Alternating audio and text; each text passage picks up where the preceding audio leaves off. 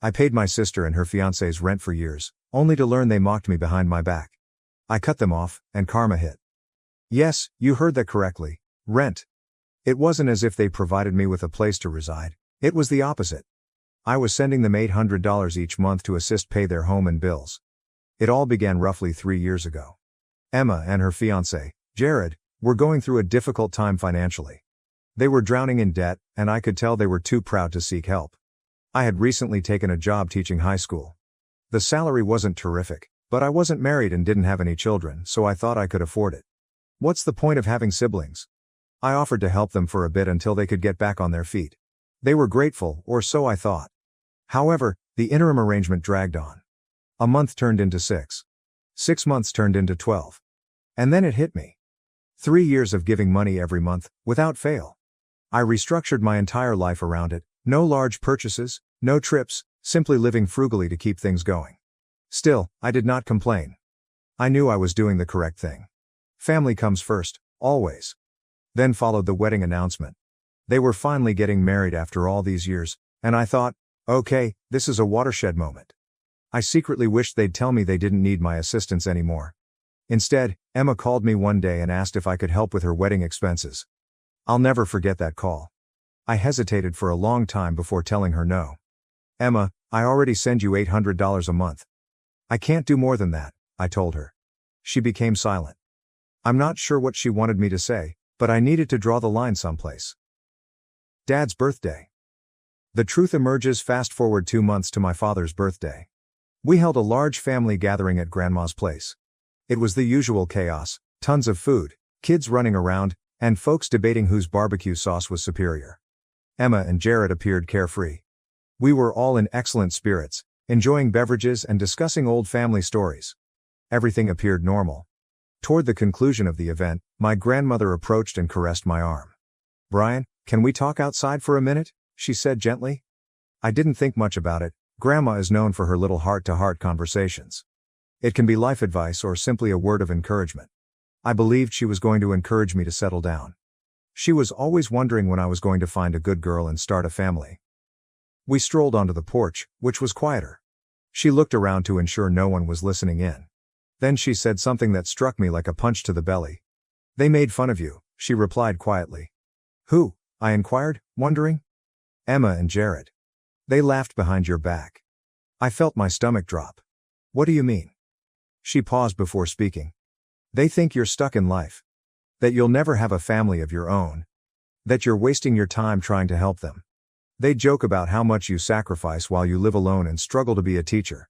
I felt a tightness in my chest. I could not believe it. I had given so much for them, and this is how they perceived me? Some kind of loser who should be pitied and mocked at? I stood there in silence, taking in her words. Grandma stared at me with sad, knowing eyes. "Brian, you're a good man," she added softly. Grandma responded. "But you don't have to let them treat you like this. They're taking advantage of your kindness." I nodded, still stunned. What should I do with this information? Confront them in front of everybody? Ruin the evening? I was not going to let them have the satisfaction of seeing me rattled. Instead, I went back inside, smiled, and pretended everything was fine. I even clinked glasses with Jared when we celebrated Dad's birthday. However, within, everything had altered. I realized I couldn't continue living like this. Did they think I was a joke? Fine. Let's see how hilarious things get if the money stops rolling in. I wasn't going to lose my cool. I'd play it smart and keep it elegant. But they were soon to discover that I was no pushover. The fallout begins. The morning following Dad's birthday party, I awoke early, still thinking about what Grandma had said. Part of me wanted to call Emma immediately afterward and confront her, but I opted not to. I needed time to contemplate. Instead, I went about my usual business: coffee, lesson preparations, and grading papers. Business as usual. About a week later, Emma called me. "Hey, Brian. Just checking in," she remarked cheerfully, as if nothing were wrong. "Hey," I said, maintaining a neutral tone. She began droning on about wedding plans, flowers, guest lists, and an issue with the caterer. I let her speak for a while. Then she casually mentioned money. "Oh, and Jared was wondering if you could send this month's rent a little early. We have a few things coming up." I had to fight myself not to chuckle. "Yeah, about that. I'm actually going through some financial stuff myself, I commented. I won't be able to send the money this month. There was a pause. Wait, you mean just this month, right? You'll still help us after that? I don't know, Emma. I've been helping for 3 years. I might need to focus on my own situation for a while. She remained silent for a moment. Then I noticed her voice thicken. Brian, are you serious? We're counting on this money. Yeah, well, I was counting on my family not laughing behind my back. Another prolonged stillness. I didn't elaborate, and she never asked what I meant. Instead, she uttered a stiff, okay, and abruptly terminated the phone. That marked the beginning of the fallout. The family pressure. 2 weeks have gone by. I didn't hear from Emma again, but I knew something was up. Then, one night, my mom called me unexpectedly. Brian, I just talked to Emma, she said, and I could see she wasn't happy. She says you stopped helping her with her bills. What's going on? I exhaled. Mom, I've been sending them $800 a month for 3 years. It's not like I owe them anything. Well, yeah, but they're family, and Emma said you've been acting distant. Did she also mention that they've been making fun of me behind my back? I asked her. That silenced her for a second. What are you talking about? I told her what Grandma said. For a time, there was only astonished stillness on the other end. Finally, she spoke again, this time in a gentler voice. Brian, I had no idea. I'm so sorry. You've done more for them than anyone could have expected. If they're treating you like this, I understand why you're upset. It was a relief to hear her say that. But I knew things were going to get ugly. The confrontation. Sure enough, a few days later, Jared called me unexpectedly. Hey, Brian, he said, his tone forced but courteous. Emma's really upset. I think there's been some kind of misunderstanding. Is that right? I asked, maintaining my composure. Yeah, man, I don't know where you're getting these ideas, but we've never said anything bad about you. You've been great to us. Oh, so Grandma just made that up? I inquired honestly. Jared stammered for a second. Look, if she said something, it was probably twisted. You know how old people can exaggerate. I didn't believe it for a second. You know what, Jared? Let's not pretend. I'm done with the money. You guys are on your own. I hope the wedding goes well. I hung up before he could argue. Grandmother's revelation. The real kicker arrived a few days later, when I received a call from Grandma herself. Brian, honey, can you come over? I have something to show you, she said to him. Curious, I went to her residence. She walked me into her study and gave me an old family photo album. I was going through some things and found these, she explained with a slight smile. I flipped through the pages and came across a collection of childhood images of me, Emma, and Jared. Then I noticed something unexpected. A letter slipped between the pages. It was from more than 20 years ago, before I was even born. Grandma, what is this? I questioned, pulling it out. Read it, she replied softly.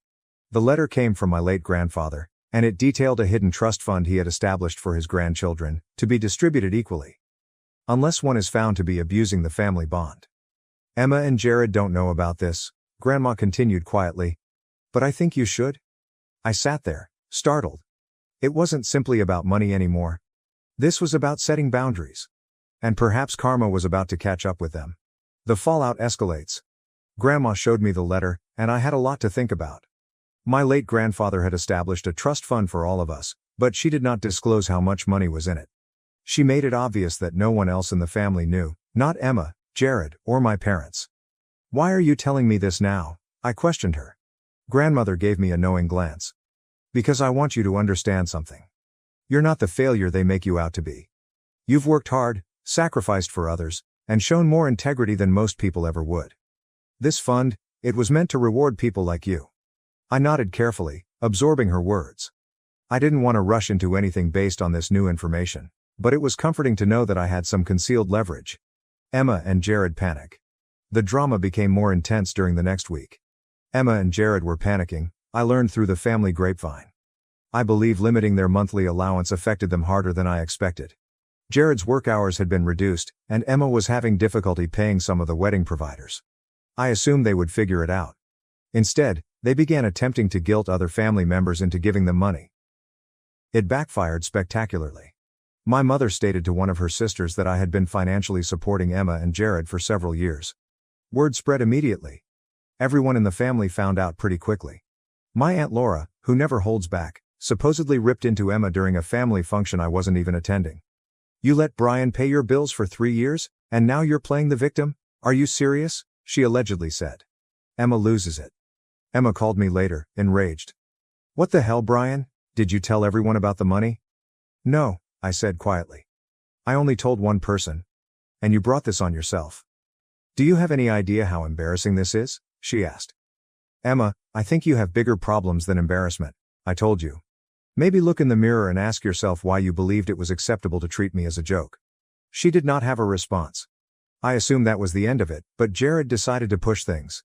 He must have been desperate because he showed up unexpectedly at my school one afternoon. He waited for me in the parking lot. Brian, we need to talk, he replied, trying to seem calm but clearly agitated within. About what? I asked, crossing my arms. Look, man, Emma has been crying non-stop. People are turning against us. We just want to make things right, he explained. Oh, you want to make something right now? After 3 years of taking my money while laughing behind my back? I shake my head. No thank you, Jared. I am done being your safety net. His cheeks reddened. You act as if we intended to hurt you. It wasn't like this? So, how was it, Jared? I interrupted.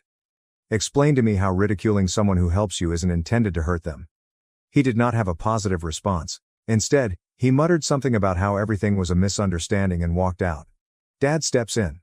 Later that night, I received a call from my father. He rarely participates in drama, so I knew this was serious. Brian, he explained. I had a lengthy conversation with Emma and Jared. They are struggling right now, but they regret how they treated you. That's good, I replied frankly. But I'm not interested in fixing things right now. They need to solve their own difficulties. Dad exhaled. Look, I am not saying you are incorrect. You've been more than generous, but maybe it's time to sit down and have a serious conversation with them, clear the air. I thought for a moment. I'll think about it, I finally said. But deep down, I was not in a forgiving mood. They had been using me for several years. They'd have to prove they deserved another opportunity.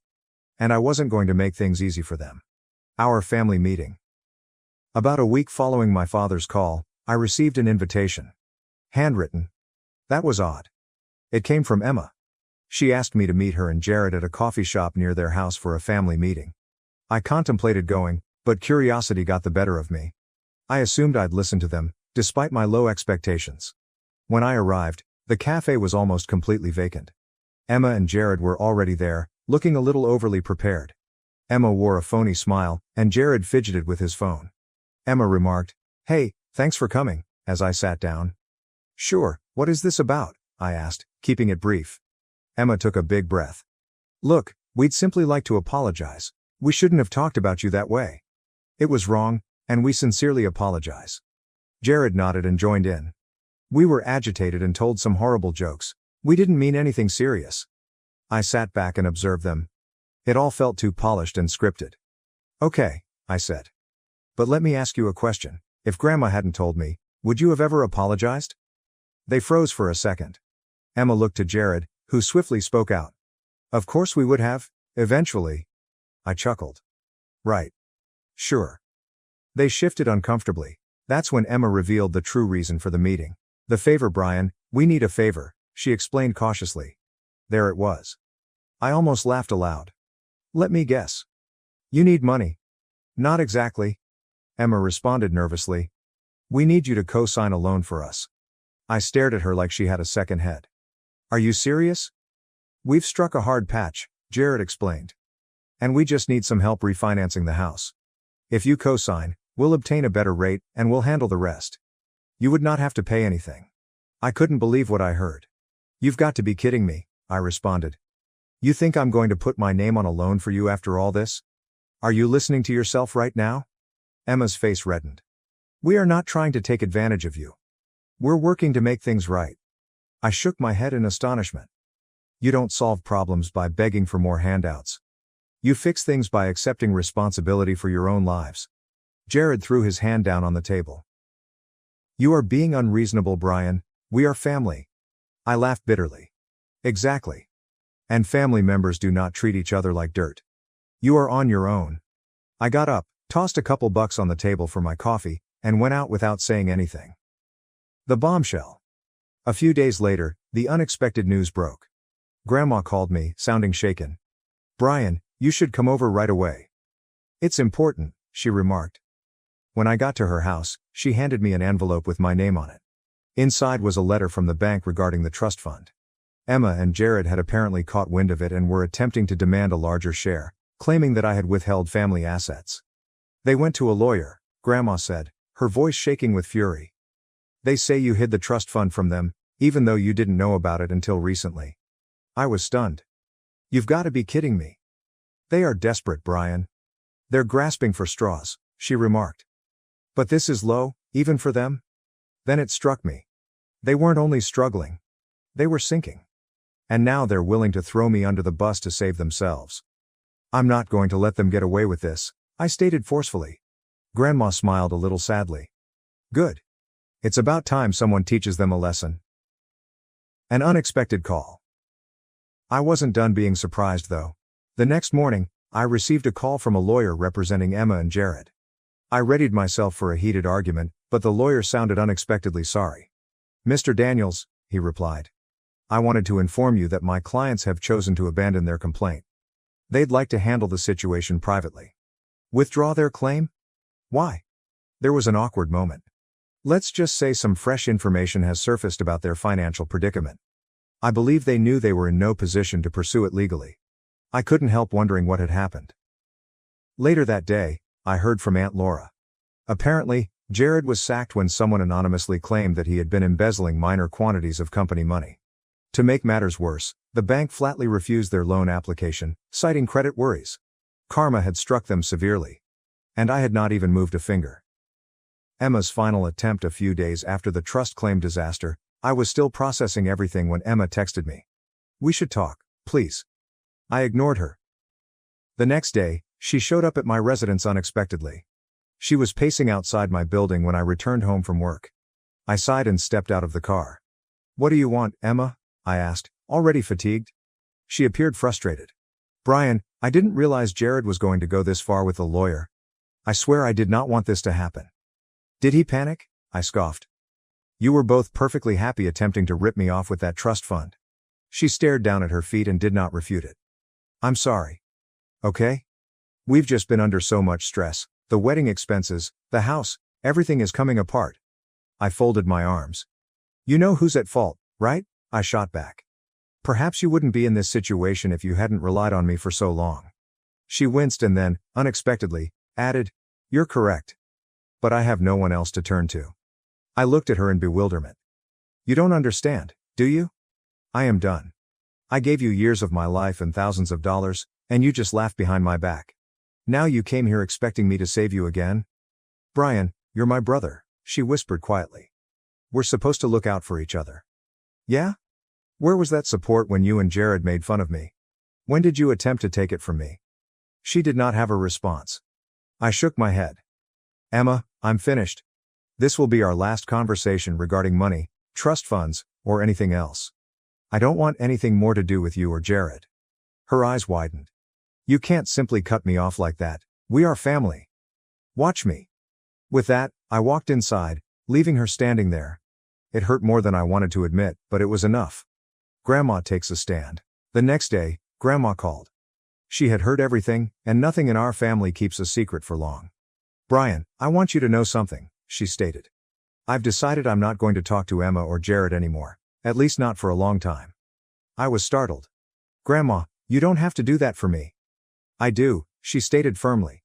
"You've been nothing but wonderful to them, yet they attempted to betray you. If they don't respect you, they won't respect me. They crossed the line, and I am not going to pretend differently." Hearing that from her meant more than I could express. Aunt Laura's news. A few weeks later, I received another surprise. I ran into Aunt Laura at the grocery store, and she took me aside. "Hello, I heard about everything that happened. I just wanted to tell you how proud I am of you," she said. "Proud of me?" I asked, perplexed. "Yes, you have finally stood up for yourself. Emma had a knack of manipulating people, but you didn't let her take advantage of you." I laughed. "It wasn't easy, but I couldn't live like that anymore. You did the right thing. By the way, you might want to check in with Grandma. She's making some modifications to the trust fund." That grabbed my attention. "Changes?" Laura laughed. Let's just say Emma and Jared might not be included in the future plans. Grandmother's final decision. When I saw Grandma a few days later, she verified it. I talked to the lawyer, she added, and I've determined that if Emma and Jared can't demonstrate responsibility and respect, they won't earn their share of the trust. I'm giving them the opportunity to change, but if they don't, the trust will be divided between you and your cousins instead. I was speechless for a moment. You don't need to do that, Grandma. I do not want any of the money. I know, she responded, smiling. That's why you deserve it. Cut ties for good.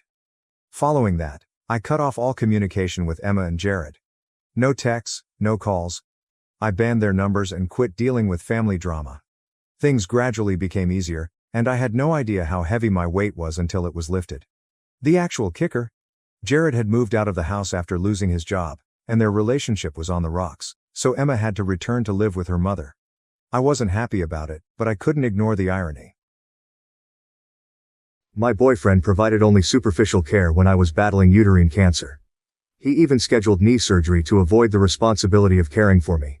My name is Elizabeth Bennett, and I am 51 years old. Life, with all its unexpected turns and twists, has brought me here. Standing at a crossroads in a relationship that has given me 7 years of companionship, but now leaves me questioning what true partnership means, especially in times of crisis. This contemplation of my relationship with James, my boyfriend, comes at a time when my life has been overshadowed by a recent, serious cancer diagnosis. James and I met almost exactly 7 years ago, a chance encounter that neither of us was looking for but seemed destined all the same. I was at a local bookstore, rummaging through shelves looking for a rare edition of Jane Austen's novels, a passion of mine since my teenage years. He was there too, not particularly interested in books but trying to find a thoughtful gift for his sister. Our hands reached for the same prized copy of Pride and Prejudice. Our eyes met, and in that awkward laughter that followed our tussle over the book, something clicked. It wasn't love at first sight, but it was certainly curiosity that wanted to know more. From there, our relationship grew steadily, if somewhat cautiously. We were both coming from the wounds of previous marriages that had left us skeptical of love. James, with his quiet demeanor and a fiercely independent streak, was initially a puzzle I felt compelled to solve. He had a quirky sense of humor and an intellect that challenged and intrigued me. His background in engineering and his penchant for solitary hobbies like woodworking and model building contrasted with my career in social work and my more extroverted nature. Despite these differences, or perhaps because of them, we found common ground. We enjoyed long drives, jazz music, and the quiet comfort of each other's presence without the need for constant conversation. Living arrangements came naturally over time. Although James moved into my house, a cozy Victorian I had secured after my divorce, our lives maintained a certain partition. The house was in my name, and we had no shared property.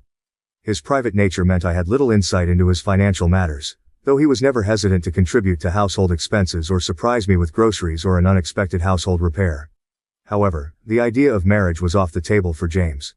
He valued his independence too much, often stating that love didn't need the bonds of legal ties to validate it.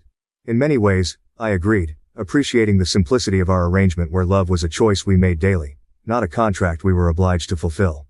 Yet despite our harmonious living and the stability of our respective careers, there were aspects of our relationship that remained unfulfilled. James was never one for grand romantic gestures. Birthdays and anniversaries were often marked with little fanfare. Gifts were practical rather than thoughtful, and celebrations were muted, often just an evening out at a restaurant we both liked. This lack of romance was something I had come to terms with, focusing instead on the reliability and steadiness James offered. Our relationship, while not fiery or adorned with the typical trappings of romance, was functional and comfortable. We had a healthy sex life, and our discussions, though rarely about our emotions, were always respectful and insightful. Yet, as the years wore on, I sometimes found myself longing for a bit more warmth, a bit more of the unexpected, the small surprises that make the heart flutter. The true test of our relationship, however, began in January when I was diagnosed with late-stage ovarian cancer. The news came as a devastating blow, not just to me but to the fragile equilibrium of our relationship. Cancer, with its insidious tendrils, seemed determined not only to wreak havoc on my body but also to unearth the foundations of my relationship with James. The morning I received the diagnosis, the world seemed to pause. An eerie stillness that belied the storm raging inside me. Late-stage ovarian cancer, the doctor had said, his voice a blend of compassion and clinical detachment. The words echoed in my head as I drove home, each syllable a weighty gavel marking the end of one life phase and the uncertain beginning of another. Arriving home, I found James in the backyard, lost in his latest project, a birdhouse he was crafting with meticulous attention. The normalcy of the scene, set against the backdrop of my devastating news, felt surreal. I watched him for a moment, absorbed in his task, unaware of the seismic shift about to enter our lives. "James," I called out, my voice steadier than I felt. He looked up, a smile breaking across his face, but it faltered as he took in my expression. The tools fell silent, and he was at my side in an instant, his earlier levity replaced by concern. "I have cancer," I said, the words blunt, irrevocable. His arms came around me then, a strong, steady presence. But inside, my heart was a chaos of fear and sorrow. In the privacy of our living room, I laid out the stark realities of my condition. The cancer was aggressive, widespread, and the treatment would be grueling. I watched his face, the emotions flickering through his eyes, shock, pain, resolve. And then, I gave him an out. An opportunity to walk away before the journey became too difficult, too steeped in medical routines and the shadow of mortality. It was a test, not of his love, but of his willingness to face this harsh road alongside me. He didn't hesitate. "I'm not going anywhere," he said firmly, squeezing my hand. "I promise to be with you, for better or worse." His words should have brought comfort, and they did, to some extent. But they also stirred a tumult of emotions within me, gratitude, relief, but also a deep, gnawing apprehension. James's decision to stay with me through my cancer diagnosis should have been a source of unwavering comfort. In some ways, it was. In others, it highlighted the gaps in our relationship that I had long ignored or downplayed. As I navigated the labyrinth of surgeries and chemotherapy, my mixed feelings about his decision became increasingly pronounced. James's willingness to stay was commendable, but his ability to provide the emotional and physical care I needed was painfully lacking. The first major challenge came with my initial surgeries. The doctors performed a hysterectomy and several other procedures to remove as much of the cancer as possible. The recovery was brutal. I was in and out of the hospital, dealing with intense pain, nausea, and an overwhelming sense of vulnerability. James was there, but in a way that felt more obligatory than heartfelt. He drove me to the hospital, sat in the waiting room, and took me home afterward. But once we were home, his role as a caregiver faltered.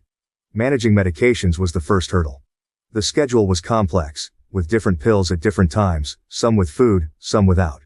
James struggled to keep it straight, often forgetting doses or mixing up the timings. I tried to make it easier by writing everything down and setting alarms, but it quickly became clear that this was a responsibility beyond his comfort zone. He would get frustrated, not at me, but at the situation, at the helplessness he felt. His frustration manifested in a withdrawn demeanor, leaving me to fend for myself more often than not. Then there were the basics of caregiving, ensuring I was hydrated, bringing me food, checking in on my comfort. James tried, he really did, but his efforts were often half-hearted. He would bring me a glass of water and then retreat to his workshop or his computer. Meals were an afterthought, usually something quick and easy, lacking the nourishment and care I needed. I found myself relying on meal delivery services more and more, realizing that the emotional support I craved was not forthcoming.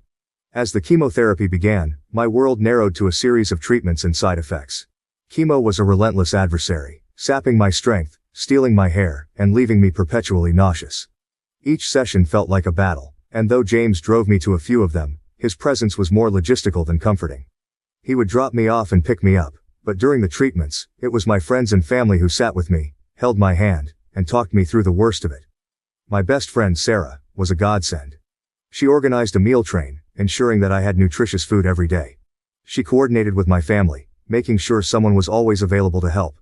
My sister Kate flew in from out of state multiple times, staying with me for weeks at a time. She was a natural caregiver, intuitively knowing what I needed before I even had to ask. Between Sarah, Kate, and other friends who stepped up, I was surrounded by a network of support that filled the gaps James couldn't bridge.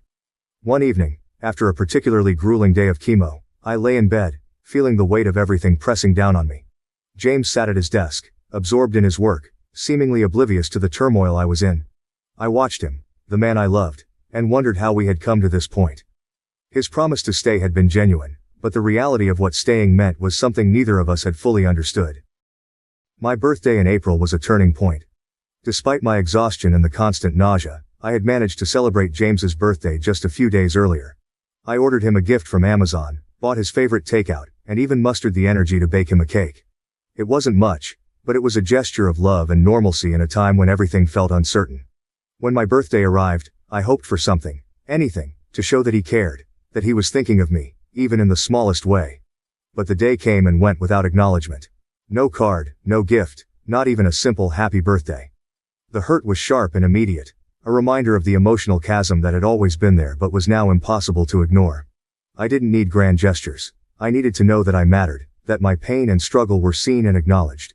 His oversight felt like a betrayal, a confirmation of all the doubts that had been simmering beneath the surface. The upcoming surgery was another significant hurdle. Scheduled for mid-May, it was to be a major operation, a hysterectomy and debulking surgery to remove as much of the remaining cancer as possible. The recovery time was estimated at 4 weeks, a period during which I would be at my most vulnerable, needing constant care and support. James, in his pragmatic way, informed me that he had scheduled an elective knee surgery for just 2 days after my operation. His knee had been bothering him for years, but the timing of this decision was bewildering and hurtful. When I expressed my concern, he insisted that his knee pain had suddenly become unbearable and that the surgery couldn't be postponed. His explanation felt like an excuse, a way to avoid the discomfort of my recovery by focusing on his own issues. It was as if he was retreating from the emotional intensity of my illness, seeking refuge in his own pain. During the week leading up to my surgery, James took time off work. Not to be with me, but to go camping and hiking, his way of decompressing before what he saw as a challenging period ahead. He returned home tan and relaxed, ready for his knee procedure, while I was left feeling abandoned, my own surgery looming with a sense of impending dread. The day of my surgery arrived, and I was surrounded by my family and friends, their presence a balm to my anxiety. James was there too, but his focus seemed divided, already anticipating his own upcoming procedure. He stayed with me through the pre-op preparations and kissed me softly before I was wheeled into the operating room, but his touch felt distant, his mind elsewhere. The surgery was a success, the doctors told me, but the recovery was arduous. I was weak, in pain, and emotionally raw. While I was still in the hospital, James underwent his knee surgery and returned home on crutches. When I was finally discharged, it was my sister who brought me home, ensuring I had everything I needed. James, on crutches and struggling with his own discomfort, was hardly in a position to care for me. The irony was not lost on me. 2 patients under one roof, each needing more than the other could give. My friends and family continued to step in, their support unwavering. They brought meals, helped with household chores, and provided the emotional sustenance that was so desperately needed. One afternoon, as I lay on the couch, too weak to move, James called out from the bedroom, asking if I could bring him some water. I stared at the ceiling, the absurdity of the situation sinking in. Here I was, barely able to care for myself, being asked to care for him. It was a moment of clarity, a painful realization that this relationship, as it stood, was untenable. James's aunt called me a few days later, her voice filled with concern. She had heard about my surgery and wanted to wish me well. She also expressed her surprise and disappointment at James's decision to have his knee surgery at such a critical time. I believe he's experiencing some form of PTSD, she said gently. His mother died of brain cancer when he was a teenager. She went through years of surgeries and treatments that ultimately failed. This behavior is out of character for him. Her words offered some explanation but no comfort. James's past, his trauma, didn't absolve him of his current actions. I could understand his fear, his retreat. But I couldn't accept it. Not when my own needs were so immediate and profound. As I embarked on the long and arduous road to recovery following my major surgery, the physical challenges were compounded by the emotional toll of navigating my relationship with James. Each day was a battle, not just against the cancer and the pain it brought, but also against the growing realization that the man I loved might not be the partner I needed in this crucial time. During the initial weeks of recovery, the intensity of my physical pain was matched only by the emotional strain of watching James focus largely on himself. While I struggled with the simplest tasks, grappling with my newfound frailty, James was absorbed with his own recovery from his knee surgery. His requests for help with tasks he couldn't manage on his crutches, even as I could barely manage my own needs, felt like a glaring testament to his self-centered approach. Lying on my bed one afternoon, the sounds of James fumbling in the kitchen trying to make himself lunch while I rested, I couldn't help but reflect on our situation. Is this what our relationship has come to? I thought. 2 people living under the same roof, each wrapped up in their own pain, unable to support each other? This internal monologue was a constant during those days, as I wrestled with my feelings of disappointment and abandonment. One evening, as I shared these thoughts over the phone with my sister Kate, she provided the kind of blunt assessment that only someone who loves you deeply can offer. Liz, you've always known James wasn't great with emotional stuff. But this is different. This isn't just emotional support, it's basic care, compassion. You're recovering from cancer surgery, for heaven's sake. If he can't step up now, when will he ever? Her words struck a chord. It wasn't just that James was failing to care for me. It was his apparent lack of insight into how his actions, or lack thereof, affected me. This conversation with Kate sparked a series of internal questions about the viability of our relationship. I found myself wondering if his inability to provide support was something I could live with in the long term, especially knowing that my battle with cancer could bring more challenges ahead. I also had long heart-to-hearts with Sarah, who had been instrumental in organizing support during my treatment. During one of her visits, as she sat by my bedside, I confided in her. "He's not mean, Sarah. He's just absent. I feel like I'm going through this alone, even though he's right here." Sarah took my hand, her presence a comforting anchor. "Liz, it's okay to acknowledge that something isn't working. It's okay to want more. You need a partner, especially now. It's not just about having someone physically present. You need someone who's truly with you, in every sense." These conversations, along with my own reflections, led me to a profound understanding. My need for a supportive partner was not just a preference but a necessity, especially as I faced the uncertainty of my health. James's focus on his own issues during my time of greatest need had illuminated a fundamental disconnect in our relationship. It was not merely about his lack of caregiving skills. It was about his inability to prioritize my needs during a critical time. This realization brought clarity but also sorrow. I grieved for the relationship that could not withstand the trials we faced. I mourned the future I had once envisioned with James, now overshadowed by the stark reality of our present circumstances. My decision to address these issues with James was not made lightly. I chose a quiet evening, a few weeks into my recovery, when I felt strong enough to have what I knew would be a challenging conversation. "James," I began, my voice steady despite the turmoil inside. "We need to talk about us, about how things have been since my surgery. I feel like I'm going through this recovery on my own, and it's made me think a lot about our future." James looked surprised, perhaps a little defensive. "I've been dealing with my knee," he started, but I gently cut him off. "I know, and I understand that's been hard on you. But I can't help feeling like we're not really here for each other. Not in the way I need us to be. This isn't just about now, it's about what this says for our future." The conversation that followed was painful, filled with moments of silence and mutual recognition of the painful truth. James admitted his struggles with facing my illness, echoing what his aunt had shared about his past. Yet understanding his reasons didn't alleviate the reality of my loneliness and the growing gap between us. As we talked, it became clear that our paths were diverging. The love and commitment that had once bound us were not enough to bridge the gap that had formed between our experiences and needs. Deciding to redefine our relationship was one of the hardest decisions I've ever made. Yet it was also a decision that brought me peace. In recognizing our limitations and acknowledging our needs, we were able to part ways with respect and a deep understanding of each other's struggles. The weeks following our conversation were a time of adjustment. As James moved out and we began our separate lives, I continued to lean on my support network. The love and care from my friends and family were instrumental in my recovery. They provided not just practical help but emotional sustenance, helping me rebuild my strength and reclaim my independence. Reflecting on this period, I realized that my journey through cancer and recovery was also a journey of self-discovery. I learned the importance of asking for what I need, of surrounding myself with people who can truly support me, and of letting go when a relationship no longer serves my best interests. In facing the end of my relationship with James, I found a new beginning for myself, one defined by resilience, hope, and the unwavering support of those who love me. Update. Reflecting on the tumultuous period of my life that followed my cancer diagnosis, I find a mixture of sorrow and clarity. When James promised he'd never leave me after I told him about my illness, I clung to that promise as a beacon of hope.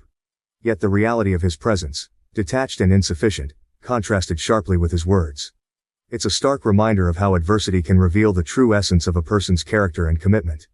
In the beginning, my heart was filled with gratitude when James said he would stay. However, as my treatment progressed and the demands of caregiving became apparent, his emotional withdrawal became increasingly obvious. It was like living with a shadow of the person I thought I knew. His physical presence in the house didn't translate into the emotional or practical support I desperately needed. It felt as though he was there, but not really with me. This was not just a failure to perform tasks. It was an absence of the compassion and partnership I needed at my most vulnerable. This experience forced me to confront a painful reality reflected in the grim statistics I had read about partners who leave or emotionally check out during illness. It was heartbreaking to recognize that James fit into this narrative. Despite his promise, he wasn't really with me. He was more of a roommate, and not a particularly good one at that, rather than the partner I needed him to be. His inability to support me, which I had hoped might be overcome by the gravity of my situation, seemed instead to deepen the existing fissures between us. My feelings of guilt, while natural, were also a reflection of the empathy and consideration I always strived to offer, even when it wasn't reciprocated. I realized these feelings were misplaced.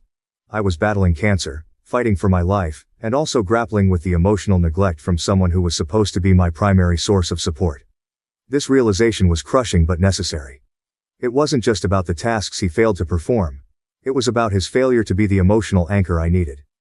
Understanding that James's behavior might have been influenced by his own fears or past trauma, perhaps a PTSD response from his mother's death due to cancer, provided some context but no solace. It explained some of his actions but did not excuse them. While compassion for his struggles is important, it should not come at the expense of my own well-being. My health and emotional needs had to take precedence. The possibility that James hadn't left due to financial dependence or his own resentment about feeling trapped added another layer of complexity to our dynamic. It hinted at a relationship sustained not by mutual support and love but by circumstances and convenience, which perhaps made him act out or retreat into himself. Throughout this ordeal, I gave James numerous opportunities to rise to the occasion. Time and again, he showed that he either could not or would not meet the needs of the moment. This was not just about what he hadn't done. It was about what I needed and deserved and was not receiving. Recognizing this was crucial. It forced me to make hard decisions about what was best for my health and happiness. Navigating the end of our relationship was not easy, but it was necessary. I leaned heavily on my family, friends, and the broader support network I was fortunate to have. They showed up for me in ways that James did not, providing not only the practical support I needed but also the emotional care that helped sustain me through one of the most challenging times of my life. As I look back, I understand that it's okay to prioritize my well-being and to feel sad about the end of a relationship while also recognizing that it's the healthiest choice for me. Letting go of James was not just about ending a relationship that was no longer working. It was about reclaiming my life and focusing on my recovery with the support of people who truly cared for me. In this reflection, there is both loss and liberation. I mourn the partner James could not be but celebrate the strength I found in myself and the love and support from others that illuminated my darkest days. This journey has taught me about the resilience of the human spirit, the importance of self-care, and the power of a supportive community. As I continue to heal and rebuild my life, I carry these lessons with me, grateful for the clarity and purpose they have brought into my life.